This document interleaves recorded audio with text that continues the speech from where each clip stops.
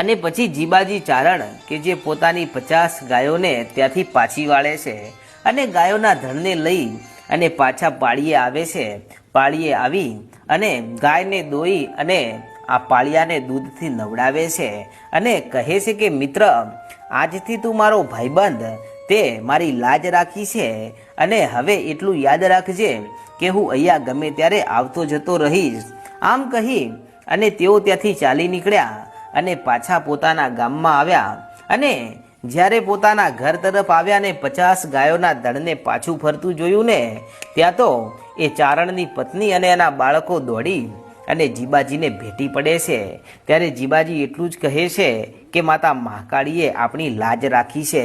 આમ કહીને પાછા માતા મહાકાળીના મંદિરે જઈ અને તેઓ માતાજીની સેવા પૂજાને ધૂપ દીવા કરી અને પછી આજે તેઓ 2 દિવસે ભોજન ગ્રહણ કરે છે. અને પછી જ્યારે રાત્રે સૂતા હોય છે ને, ત્યારે આ જીબાજી ચારણના સપનામાં ફરી માતા મહાકાળી આવીને એટલું કહે છે કે જીબાજી, તમારો મિત્ર પેલો પાળ્યો હતો ને, એ તમારી સાથે કેવી વાતો કરતો હતો. ત્યારે જીબાજી કહે છે કે હા, પરંતુ પહેલી વાર એવી ઘટના જોઈ કે કોઈ પાળિયો બોલતો હતો. ત્યારે ખળખળ દાંત કાઢીને હસવા લાગી અને પછી મારી ઘટ પાવાની કાળકા એટલું બોલી કે જીબાજી, એ તો પાળિયો કે જે ગાયોના ધણ માટે શહીદ થઈ ગયો હતો. પરંતુ એ પાળિયામાં બેસીને જો કોઈ વાત કરતું હોય ને, તો જીબાજી, એ તો આ તમારી ઘટ પાવાની કાળકા હતી, પરંતુ તમે ઓળખવામાં ભૂલ કરી.